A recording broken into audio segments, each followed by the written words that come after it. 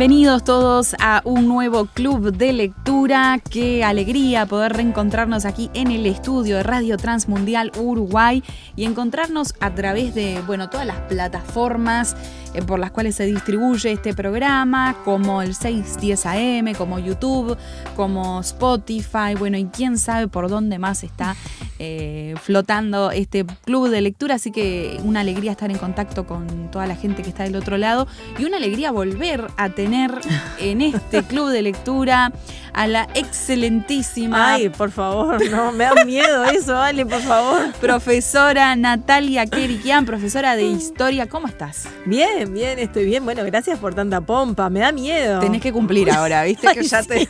Gracias porque me siento re tranqui.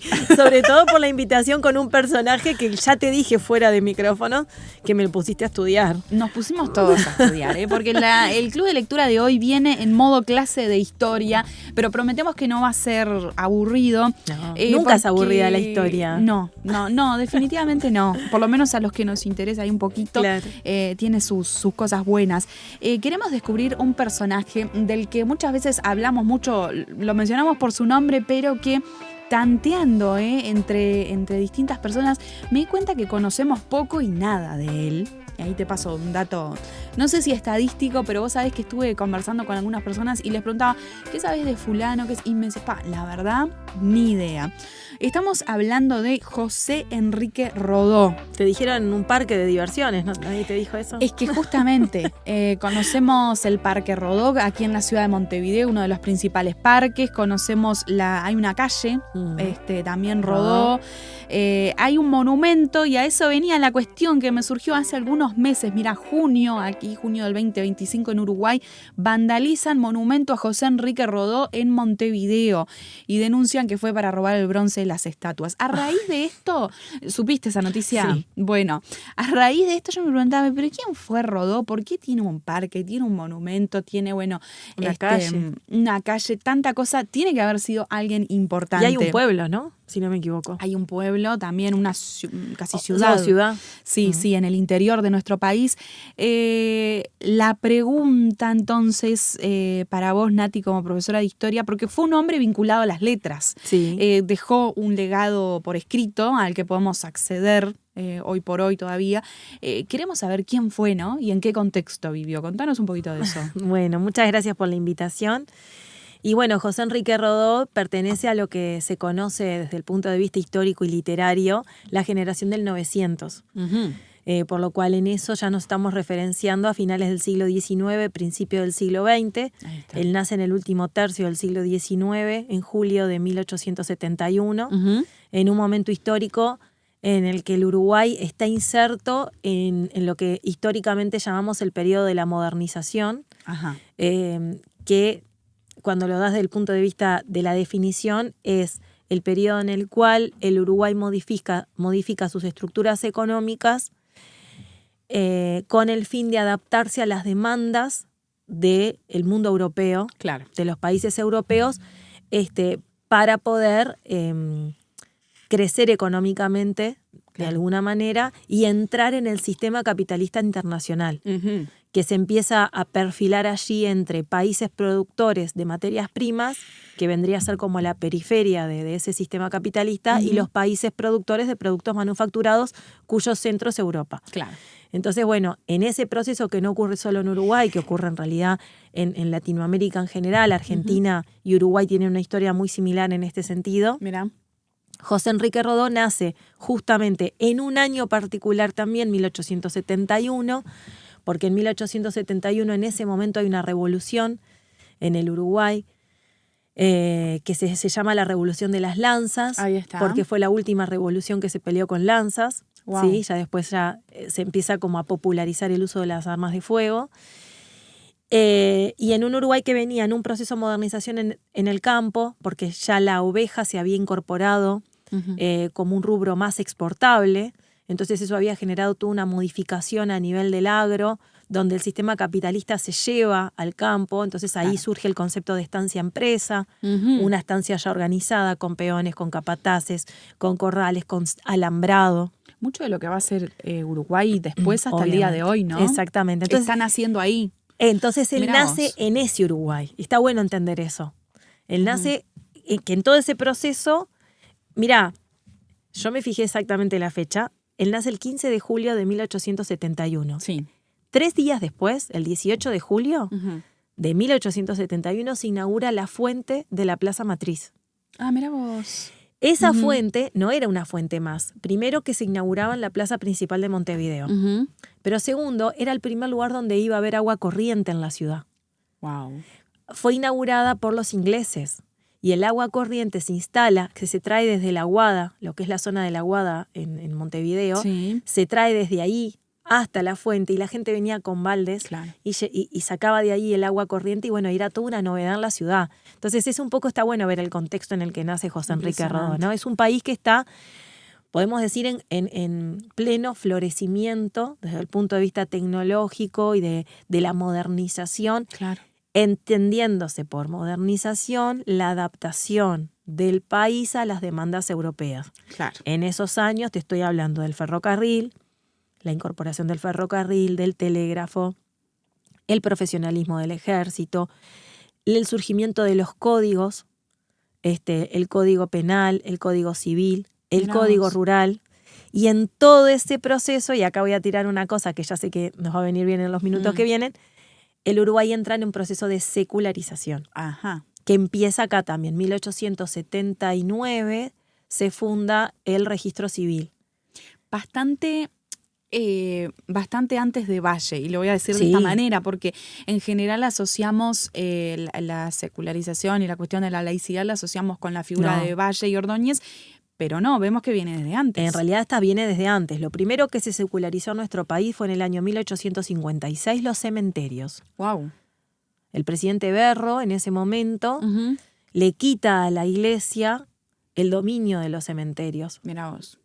Es por un tema personal, que importa, no viene al caso en este momento, pero él ahí establece entonces por ley que a partir de ese momento los cementerios van a pasar a ser de dominio del Estado. Pero después el gran salto va a ser acá en esta época, que en realidad en 1876 en el Uruguay se instala un gobierno militarista. Fíjate que Rodó tiene 7 años ahí, cumple 7 años. Y ahí se instala un gobierno militarista que va a ser ejercido durante 10 años. En esos 10 años pasan 2 cosas. Uno, se crea el registro civil, por lo cual se le quita a la iglesia 4 funciones: registro de matrimonios, defunciones, nacimientos y legitimaciones. Pero en 1885 se establece el matrimonio civil obligatorio. Claro.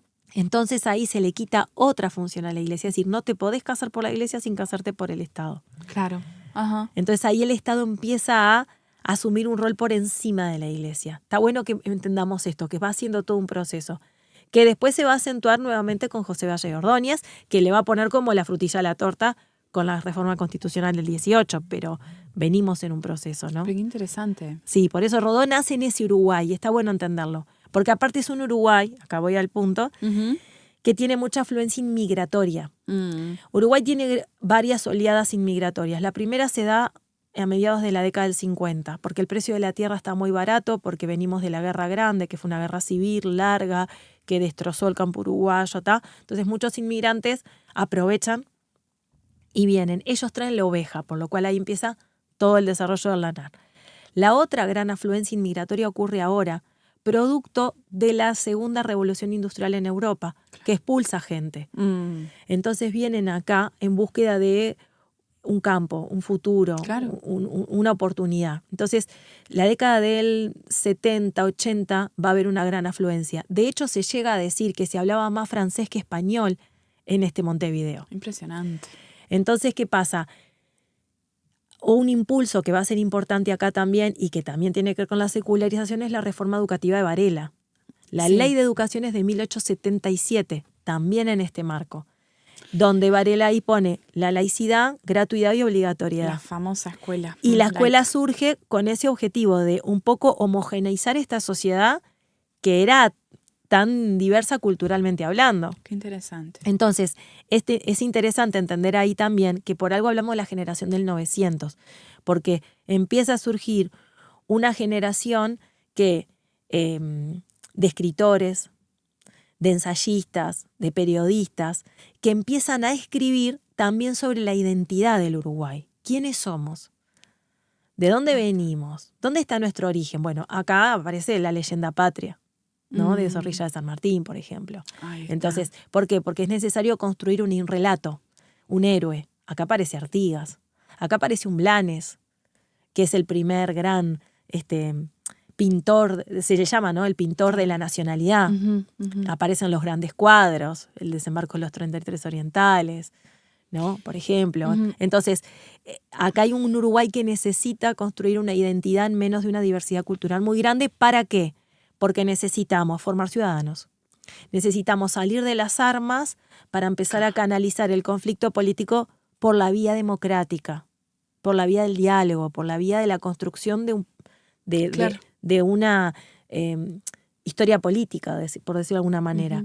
Acá empieza lo de civilización y barbarie. ¿Qué significa civilizarse? Y bueno, guardar las armas, llevarla a la escuela, a distintos puntos, que el chico empiece a entender que hablando podemos construir un país. Claro. Tenemos que enseñarles rutinas para que en el campo yo pueda tener peones. Claro. Necesito enseñar hábitos para poder hacer que el que yo empleo permanezca en su trabajo. Entonces, la escuela empieza a cumplir esa función. Entonces, es interesante entender en qué Uruguay nace Rodó. Ahí está. Y Rodó tiene mucho que ver con esa cuestión que vos decías de la identidad. Claro. Él, por lo que yo leí ahí, tuvo al principio una buena formación, o sea, era una familia acomodada. Acomodada, dice que a los 4 años aprendió a leer. Aprendió a leer, ¿no? Tuvo una buena formación, después ahí su familia tuvo como una caída económica. El padre falleció tempranamente y dice que a los 14 tuvo que salir a trabajar. Wow, ¿no? Común para la época, ¿no? Sí. En esa época tenés a un Piria también. Ay, un Piria que contemporáneos, mirá. que queda huérfano a los 12 años. Pa. Y estaba en Europa cuando se entera que su mamá también falleció. Y se viene, y bueno, y el legado que deja. Por eso, esa época es riquísima en el Uruguay. Sí. Desde el punto de vista de la construcción, de la producción literaria, de, ¿cómo te voy a decir?, de la visión que hay de futuro. Yo creo que lo más rico es eso. Tenés un Emilio Reus, es de esta época.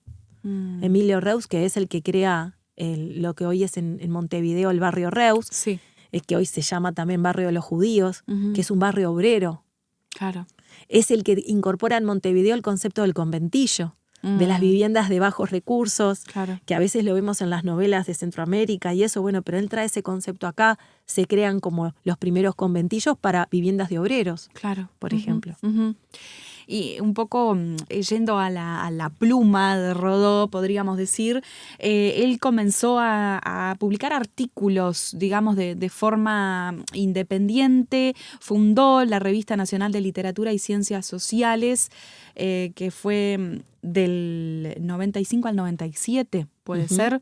En el 97 cierra la revista y él comienza a publicar una serie de folletos literarios que titula La Vida Nueva, como que siempre en esa labor de escritura, como vos decías, volcada al ensayo y un poco también podríamos decir del análisis literario, ¿no? de la obra de otros escritores.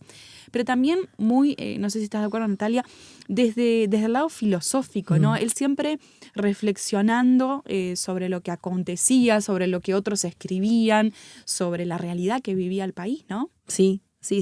Mira, yo anoté acá que en 2 décadas él fundó, porque no vivió mucho, ¿eh? No, muere... 1917. 40 y pico de años, ¿no? Sí, no voy a hacer la cuenta, soy historial. Algo así, bueno, pero fácil. Nació en el 71 y murió en el 15, la cuenta que hace la voz. Ahí está. Y muere en Italia, en Palermo. O sea, bueno, ese es otro tema. Sí, muere porque se va y no se va bien. A ver, ¿por qué? Por los problemas políticos con Valle. Ahí está. También él se va en un momento muy particular desde el punto de vista político en el Uruguay, porque su gran oponente político va a ser José Valle y Ordóñez, que nada más ni nada menos, nosotros hablamos de vallismo entre 1900 y 1929, claro. Con 2 presidencias de Valle que van del 3 al 7 y del 11 al 17, y fíjate que él se va ahí. Sí. Porque uno de los puntos en los que él va a discutir con Valle es en la propuesta de Valle del colegiado, que es una propuesta que después no va a prosperar, no como Valle la concebía. Uno de los puntos. Y si querés después tratamos el otro. Sí. Pero antes quiero que me cuentes un poco sobre qué reflexionaba Rodó, ¿no? ¿Qué ha dejado en sus textos que nos llegan hasta hoy? Y bueno, yo creo que lo que rescato de él es, hay una obra que es Ariel, que la publica en 1900, que es una de las obras más famosas. Sí, la más conocida. Sí, de las más conocidas, donde él ahí, y yo creo que ahí quizás está un poco la visión de él ya plantea cómo ese mundo europeo y Estados Unidos, de alguna manera, pueden llegar a influenciar en la identidad de Latinoamérica. Entonces, él reivindica un poco la identidad del continente latinoamericano como tal, ¿no? Entonces, creo que ahí está bueno que él se pregunta qué es el modernismo o qué es modernizarnos en esto de cuestionarnos hasta dónde es para cumplir expectativas externas, pero que no tenga que ver con nuestra identidad como tal.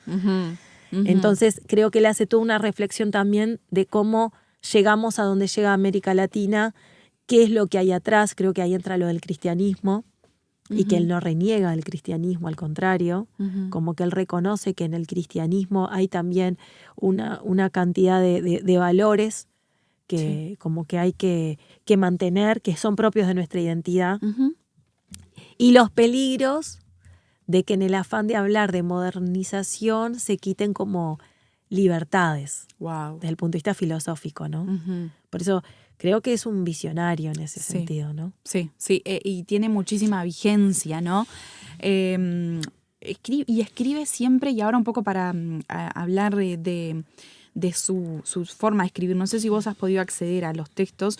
Es compleja la escritura que él plantea. Escribe como siempre en clave de alegoría, en clave de intertextualidad, siempre citando de acá, de allá, que a veces hay frases o hay ideas que a uno se le escapan, ¿no? Porque si no dominás ciertas áreas, sea de la literatura, del conocimiento de la filosofía, como que te perdés, ¿no? Porque, quiero decir, una cabeza tremenda, ¿no? A la hora de plasmar sus ideas, una redacción preciosa, que te quiero ver hoy por hoy. ¿Quién la sigue, no? ¿Quién puede, no?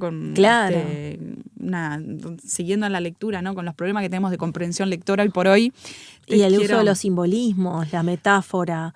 Ahí está. Es propio también del tipo de escritura de esa época, de lo que va a ser el modernismo, ¿no? Ahí va. De usar determinados simbolismos, determinada métrica, determinado ritmo, que él solo va a incorporar porque es propio de la corriente literaria del 900.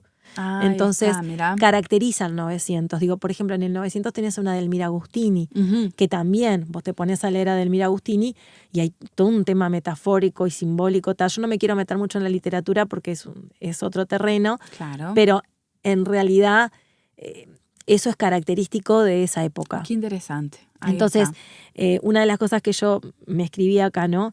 Él, una de las cosas que a él lo identifican es esto, que él plantea cuestiones identitarias que hacen a las grandes naciones. Entonces yo puedo tratar de entender por qué él trae el tema de la identidad. En todo lo que dije al principio, estás en un momento histórico del Uruguay donde estamos en esa búsqueda de quiénes somos, por toda la afluencia inmigratoria que hay. Claro. Entonces, bueno, de construir esa identidad. Y creo que él está muy bueno en todos los planteos que hace, porque en algún lado yo leía como que él plantea muchas interrogantes. Sí. Y deja interrogantes. Sí. Y creo que eso es rico también. Sí. Porque como que no llega a una conclusión acabada. Y reflexiona, ¿no? Y a veces se pregunta y se contesta, digo, en el propio texto. Es impresionante. Escribe Ariel, ¿de qué fecha es de publicación? 1900. 1900 redondo. Sí. Ahí está. Tengo Los motivos de Proteo, que también son quizás la otra obra muy conocida, 1909, que es su obra más extensa y compleja y es un ensayo fragmentario. Tiene como dentro de sí mismo esas, algunas que se llegan a llamarse parábolas, ¿no? Ajá. Porque son como esos cuentos breves que tienen como un mensaje encerrado y ahí aparece el precioso que yo te contaba, que es mirando jugar a un niño, que es quizás... sí, me lo contaste. Te comenté que, Sí. que era ese texto al que yo había podido acceder. Quizás sea, no sé, me atrevo a decir, uno de los más accesibles de Rodó por la simpleza. Ojo, ¿no? No por esto es vulgar o es vano, ¿no? Lo que él plantea, no. Es simple, pero vos te das cuenta que tiene igual una construcción linda, ¿no? Muy compleja. En esta parábola, mirando jugar a un niño que me parece que ya ahí... Les quiero contar a la gente que nos está mirando y a vos, Nati, cuando yo empecé a leer, a investigar, dije, bueno, voy a tratar de leer, aunque sea algunos fragmentos de sus obras. Y a mí algo me empezó a dar que había algún sabor particular. Mirando jugar a un niño, ¿no? El niño en su actitud como ejemplo, ¿no? En esta alegoría, ese niño que juega con la copa, que la llena de tierra, que le pone la flor. Bueno, esa cuestión me interesante. Después accedí a otro texto El que vendrá. Se llama, es como también una especie de ensayo, podríamos decir, hablando de la literatura y del presente, el futuro y qué esperamos al que venga. Y no pude evitar reparar en el uso de algunas palabras, me las anoté por acá, fíjate esta frase. Uh-huh. Esperamos, no sabemos a quién. Nos llaman, no sabemos de qué mansión remota y oscura. También nosotros hemos levantado en nuestro corazón un templo al Dios desconocido. ¿Te suena esto de al Dios desconocido? Atenas, Hechos. Pero Apóstol Pablo. La literalidad de la cita, que yo te quiero decir que si lee una persona que no tiene idea del texto bíblico, de repente lo pasa y sigue de largo. Bueno, después hemos visto rotas las tablas de la ley entre sus manos. ¡Wow! Quiso ofrecer por holocausto en los altares de una inalterable objetividad. Bueno, todo así. Te imagino, al que vendrá, ¿no? Te imagino otras veces como un apóstol dulce y afectuoso. En tu acento evangélico resonará la nota de amor, la nota de esperanza. Asistiremos guiados por la estrella de Belén de tu palabra a la aurora nueva, al renacer del ideal. Entonces acá yo dije, pará.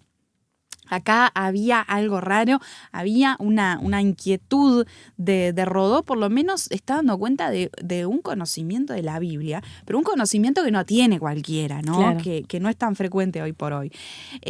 Sigo investigando y me cruzo, Natalia, con un artículo impresionante que te mandé, te dije, por favor, léete esto, del semanario, hoy por hoy semanario La Mañana, que habla de ese vínculo entre Rodó y la cuestión religiosa. Dice, la dimensión religiosa en Rodó y su contexto, y habla de esa, ¿cómo la podemos llamar, Natalia? Esa apreciación que él tenía por la religión, pero vamos a hablar en claro, por el cristianismo. Uh-huh. Y en muchas partes también con la figura de Jesús.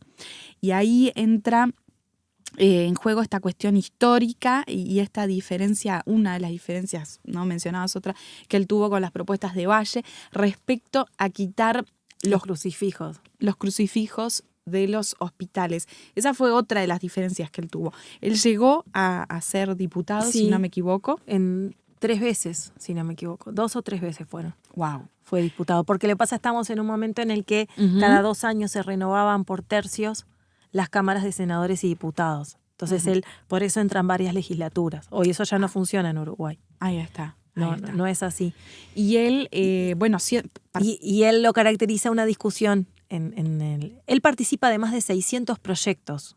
En discusiones de 600 proyectos de ley de esos años. Imagínate lo que era el Uruguay. Impresionante. Bueno, de hecho el vallismo termina, no es que termina, pero hay un periodo en el vallismo después del año 1917 que se llama el Alto Viera, que es el nuevo presidente después de 1917, uh-huh, que pone un alto a estas reformas continuas que se venían haciendo del vallismo, porque el vallismo fue una topadora. Wow. De reformas. De hecho, se le asigna a Rodó haber participado en la aprobación de la ley de 8 horas. Sí. Rodó, siendo colorado, ¿no? Sí, él participa en política como colorado, pero tiene... Pero no es vallista. No es vallista, ahí está. Y no está de acuerdo con esta cuestión de quitar los crucifijos. Porque no está de acuerdo con la radicalización de José Valle y Ordóñez desde el punto de vista de la secularización. Wow. Él no la entiende así. Bien. Él no entiende que la secularización tenga que llegar al extremo de quitar los crucifijos, que es particularmente este proyecto en el que él discute con un tal Pedro Díaz, el doctor Pedro Díaz, en 1906, es cuando se da la discusión. Fíjate que es la primera presidencia de José Valle Ordóñez, porque él dice que no se puede desconocer en esto de la identidad a la persona de Jesús. Él hace esa referencia. Sí. De quién es Jesús, de la huella que él dejó, de la importancia histórica que tiene, de cómo marcó la historia del mundo occidental, de cómo marca nuestra identidad. Entonces, como que él hace toda esa alusión. Entonces, bueno, hay que entenderlo en toda la globalidad del tema, ¿no? Si era una persona que él estaba hablando sobre la identidad, que aparte es una persona espiritualista, por decirlo de alguna manera. Ajá. Él hace énfasis en el tema del espíritu humano, de la importancia que tiene la dimensión espiritual del ser humano. Y es indudable que para él es importante la persona de Jesús, ¿no? Sí, y eso era lo que a mí me impactó. Yo buscaba, ¿qué pasa con este Rodó? Te lo decía vos, a ver, ¿qué beta le podemos encontrar? Y cuando empecé a leer todas estas cosas, quedé realmente impactada. Y en este artículo de La Mañana que les estoy mencionando, que les recomiendo que lo busquen porque es impresionante, Nati. Mirá, te leo literal, su posicionamiento es nítido, aunque declara una postura independiente en el sentido dogmático y es eclesial, ello no le impide reconocer no solamente la elevación altísima de la figura de Jesús, sino también la benéfica influencia de su doctrina, reconocible, según afirmaba Rodó, para quien no esté ofuscado por la intolerancia. Claro. Y esa frase me impactó también por la vigencia que tiene hoy por hoy, ¿no? Muchas veces cuánto vemos de intolerancia o de negación respecto a lo que ha sido el impacto de Jesús y de lo que él ha sentado, ¿no?, como base la doctrina cristiana para nuestras sociedades hoy. Un poquito esto lo hablamos en otros espacios claro. también, Nati, ¿no? Yo creo que acá él es un adelantado en esto de presentar que una cosa es la laicidad y otra cosa es el laicismo. Exacto. Una cosa es la laicidad y otra cosa es el anticlericalismo. Exacto. Y él está en contra de eso. Porque si bien él no es clérigo, sí, y no es que estaba afiliado a la Iglesia Católica, ni se profesaba ser católico apostólico romano, él lo que dice es, no podemos desconocer la influencia. Entonces, en realidad, de hecho, él acusa a Pedro Díaz de quitar los crucifijos de los hospitales. Él dice que es una actitud jacobina. Él habla del jacobinismo. Sí. Bueno, y acá está haciendo referencia a la parte más radical de la Revolución Francesa. Sí. Que fue la parte donde la época jacobina es la que arrasó, digamos, o vos estabas a favor o estabas en contra. Entonces, el que no se demostraba a favor, lo eliminaban. Entonces, él está haciendo ahí una comparación en este sentido. Venimos como a barrer. Y él está en contra de eso, de ese barrer. No podemos barrer, porque esto también es parte de nuestra identidad. No nos olvidemos que cuando en Uruguay José Pedro Varela propone la reforma educativa en 1877 con la Ley de Educación, en los 3 principios, que sea laica, gratuita y obligatoria, la laicidad era parcial. Es decir, el niño iba 4 horas a la escuela y si el padre quería, el niño se quedaba 1 hora más y se le enseñaba religión. Wow. Era libre. Claro. Bueno, quiso Valle. Valle borró eso. Valle dijo, no se enseña nada. Se terminó. La educación pública es pública y es laica. Claro. Entonces, y ahí está. Ese es el punto. Ese es el debate. O claro. Anulamos todo.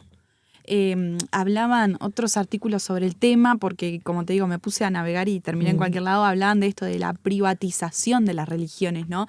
Privatización en cuanto, bueno, pasaron del espacio público a ser algo que solo se da dentro de los templos, dentro de las casas, y dice, bueno, en realidad la idea de laicidad no busca esa privatización, busca que, bueno, la pluralidad, el respeto y la libertad en cuanto, bueno, al si decido o no decido participar, ¿no? Claro, porque si no, ¿hasta dónde yo no estoy negando una dimensión? Claro. Porque también hoy en perspectiva histórica, y te voy a decir filosófica y me animaría a decir educativa por todo lo que significa, la realidad es que filosofía estamos enseñando siempre. Claro. Desde el momento que un docente entra a una clase y plantea una opinión, o plantea un material, o plantea una interpretación de un material histórico, necesariamente está atravesado por su filosofía. Sí, claro.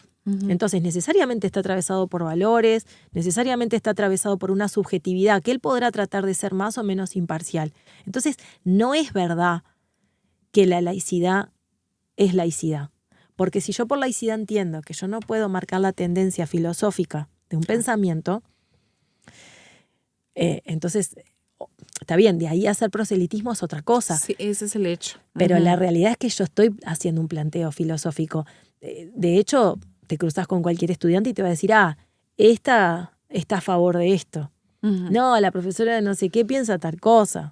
Bueno, ¿y cómo llegan a esa conclusión si vos no lo dijiste explícitamente de repente? Claro. Y bueno, porque evidentemente la subjetividad está siempre. Aunque vos quieras mantenerlo objetivo, lo más objetivo posible, sí.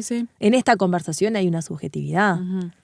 Sí, por supuesto, por supuesto, atraviesa, claro. atraviesa. Un poco ya llegando al final, al término de este club de lectura que se nos ha ido volando, compartirte acerca de la figura de este Rodó que, bueno, que plantea esto, ¿no? Este artículo dice que en estas afirmaciones de Rodó emerge también la firmeza y autenticidad de Rodó en un contexto cultural prevenido contra la dimensión religiosa y tributario de los preconceptos de la filosofía de la Ilustración. A mí me llama la atención el paralelismo impresionante también con la época que estamos viviendo y con eso, ¿no? Que él vivió, y sin embargo esa actitud. Habla el artículo de una dualidad radical en el espíritu de Rodó, el racionalismo eminente y rector en contraste con un oculto misticismo asentado en los estratos más profundos de la personalidad. Y dice que Rodó, si bien no alcanzó la iluminación de la fe que admiraba, tuvo siempre una actitud de profundo respeto por la dimensión religiosa y por la actitud vital de las personas que la profesaban. Actitud significativa en el contexto histórico y cultural en que se movió. No es un aspecto menor a rescatar en un hombre y un escritor que fue y es timbre de gloria para nuestro país. Y América, porque en realidad su influencia trascendió al Uruguay, ¿no? Y yo no sé si estamos por terminar. ¿Estamos por terminar? Dale que te escucho. No, ¿sabes por qué? Te digo porque me gustaría terminar con una interrogante como era él, al estilo Rodó. Porque viste que Rodó se caracterizó por dejar interrogantes, por lo menos hacerlas. Sí. Vos dijiste algo, y que yo estoy totalmente de acuerdo. ¿Qué se sabe de Rodó? Nada. Sí. Yo lo tenía, un personaje, sí, de la literatura uruguaya, generación 900, pero me tuve que ir ¿no? Y sin embargo lo empezás a descubrir y te das cuenta, pero tuvo influencia, ¿no? Tiene su participación. Ahora, yo me pregunto, ¿no será que en parte la historia, que también es construida por los que eligen hacer la historia, lo habrá dejado un poco de lado porque él no abrazó ese laicismo del siglo XIX, principio del XX? Bueno, igual caso que con Juana de Ibarburu. No sé si vos compartís esa idea que se habla de que mucho a ella se la dejó de lado en su generación por en definitiva la fe que profesaba, ¿no? Que era muy católica. Fue una de las que se opuso a la ley de divorcio. Pese a que tenía un matrimonio terrible, ¿no? Sí. Pobrecita Juana. Sí. Una historia. Y hemos hablado de Juana de Ibarburu con la profesora Nancy Rodríguez en uno de los primeros clubes de lectura que hicimos, y hablamos de eso, ¿no? También de cómo ella plasma su espiritualidad cristiana también en su escritura, ¿no? En sus versos. Sí. Y le pasó un poquito algo similar, ¿no? Como que se la dejó un poquito de lado se entiende, ¿no? Por esa cuestión, por su vivencia espiritual, ¿no? Bueno, entonces ahí yo me vuelvo a preguntar, ¿es laicidad o es laicismo? Sí, porque hoy parecería ser que el que tiene una dimensión espiritual de la vida pertenece a otro mundo. No sé, vive como, no es racional, pensando, no es racional, es una persona mística, es una persona que no puede valerse por sí misma. Mirá que eso a mí yo lo he vivido muy de cerca, ¿no? Es como que sos un minusválido a nivel intelectual porque tenés fe. Un fanático. Ahí está. Y no tenés la capacidad de ver el mundo como con racionalidad y perspectiva, porque estás como encasillado. Cuando en realidad, al contrario, vos tenés ampliado una dimensión más. Sí. Que no la podemos negar y que en definitiva es la que sostiene a las otras. Sí. Porque cuando uno no cultiva el espíritu, a la vista está los resultados en los que vivimos, ¿no? Atrás no sabemos de qué, corriendo no sabemos por qué. Y en una fugacidad y frivolidad de todas las cosas que al final parece que no disfrutáramos nada. Sí, sí. Entonces, bienvenido, Rodó. Sí, sí, me quedo con eso, ¿no? Gracias por incentivarme a volver a leer sobre él. Gracias a vos por aclararme el panorama histórico, porque es riquísimo ese panorama. Y vos te das cuenta cómo es fundamental entender el contexto histórico para entender qué es lo que escribe un autor, por qué lo escribe, cómo lo escribe, ¿viste? En ese momento hablar de identidad, mira, yo extrapolando, ¿no? Porque en realidad en historia no podemos hacer anacronismos, pero si yo me vengo hoy a finales del siglo XX, principios del XXI, que es lo que nosotros estamos viviendo, yo también me pregunto, ¿no deberíamos revisar nuestra identidad en un mundo que tiende al globalismo? Bueno, ese es uno de los grandes temas, ¿no? A que todos nos vistamos igual, todos hablemos igual, todos tengamos las mismas cosas, todos visitemos los mismos lugares. Sí, la disolución de las identidades de los pueblos, se está hablando mucho de eso, ¿no? De los también... Nos estamos cuestionando si sacamos la marcha Mi Bandera o tenemos los símbolos patrios. Sí. Bueno, quizás es una discusión que vuelve. Sí, sí, ¿no? sí. ¿Qué es modernizarnos? También me lo vuelvo a preguntar hoy. ¿A qué costo? ¿Y a qué costo? Impresionante, impresionante. Y Nati, y no vamos a seguir, ya nos vamos despidiendo, pero me quedé con un texto de Rodó que tengo ganas de compartirlo en algún club de lectura navideño, porque escribió sobre un retablo de Navidad. Rodó se animó a escribir sobre el niño Dios, lo que él llama, y también tiene una reflexión acerca de la Nochebuena y la Nochebuena en medio de la guerra en Europa. Bueno, tiene ahí joyitas, viste, brillos que hablan de una espiritualidad muy, muy interesante. La guerra en Europa, ¿por qué? Dijimos 1917 Italia. Estás en la Primera Guerra Mundial. Ahí. Él estaba en Europa durante la Primera Guerra Mundial. Bueno, y habla de la esperanza de la Nochebuena. Está impresionante, Rodó, así que bueno, para el que no conoce mucho, le recomendamos que le eche un vistazo ahí, que se entere un poquito más, porque tiene esas joyitas para llevarnos, para pensar.